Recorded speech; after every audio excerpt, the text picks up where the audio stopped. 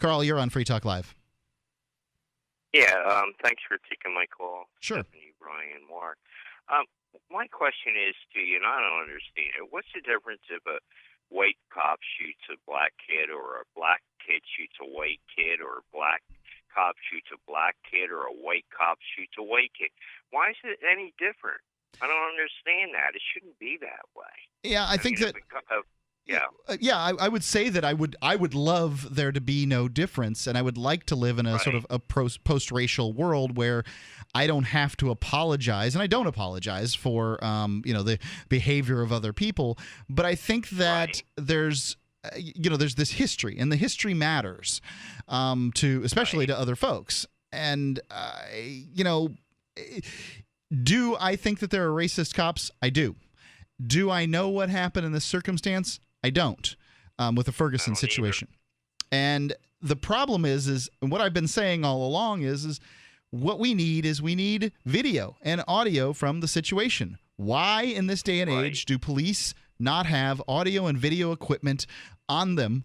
Just a little camera system that's right on them that broadcasts directly to the internet so we can see this stuff. I don't want it to just go back to the station house. I mean, if these people are my employees, then what they do is my business.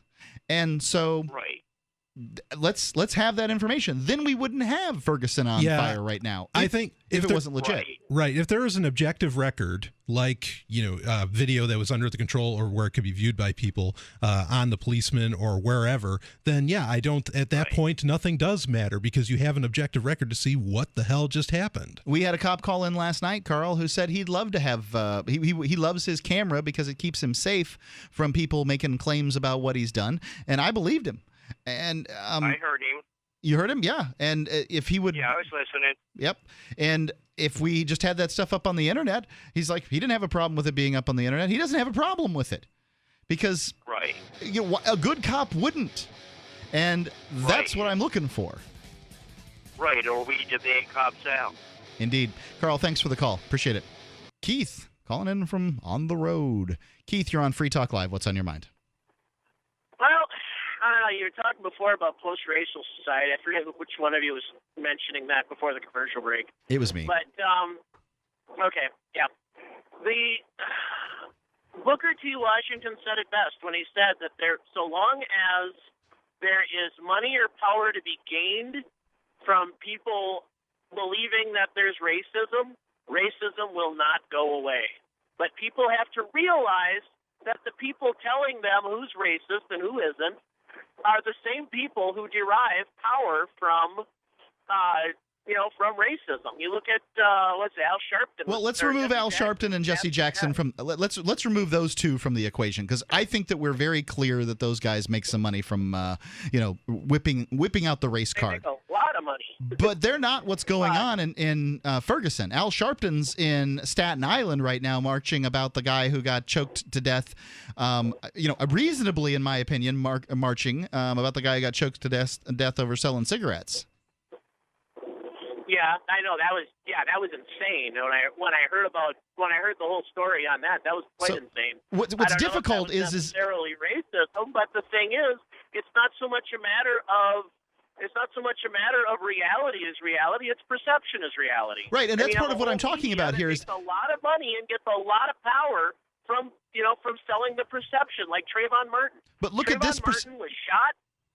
But look at this situation, Keith. Here, the perception is that Al Sharpton is somehow involved in what's going on in Ferguson when he's not. This is an organic, grassroots protest to what people believe is racial policy in a place in Missouri. I think Jesse Jackson showed up, but he showed up like 3 days late, and they don't seem to have any interest in doing anything with the guy.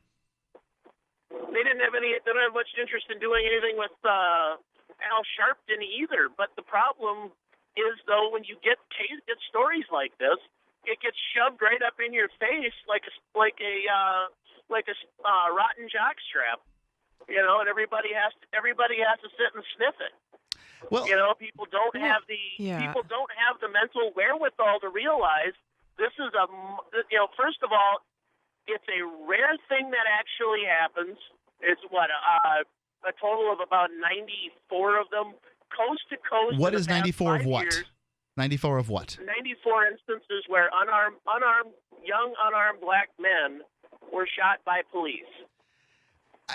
Whose statistic is that? I mean, because the police departments don't really like to keep records when they shoot people. It's very difficult just to find police shooting records. Yeah. I'm not saying that I don't know, 94 in what period of time, Yeah, I mean, I agree with the caller to a certain extent that, like, it's kind of racism is incentivized to continue, or at least the belief that there's racism because people profit from it. I agree with that. Yeah, I can totally see his but point I on wanna that. compare those numbers. Do you think that there are, like, I mean, do you acknowledge that sometimes black people might get treated differently than white people? I mean, like, we've had a lot of black people call the show and say, yeah, of course I get treated differently.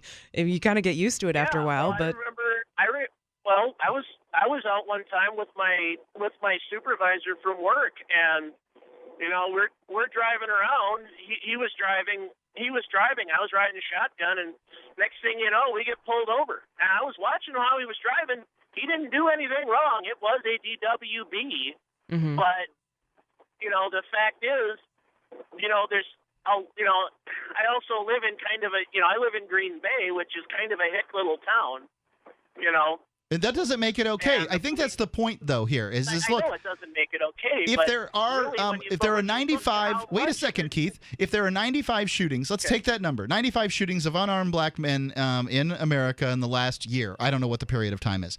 And then compare that. It was 5 years. And then compare that to, and I don't know where these statistics are from. I was just reading an article today about how there are no statistics on police shootings because, well, frankly, the federal, state, and local governments don't want you to know that information. But nonetheless, if that number of unarmed white men shot is not 5 times higher because blacks are less than 20% of the population, then you have a statistical problem with the with who's getting shot. And if women are of the races and aren't on the same level, then you have a gender problem. And so I think that I think these are things that need to be looked at. Yeah, in culture in general, all around the world, there is an us against them narrative being taught to everybody, whatever the group happens to be.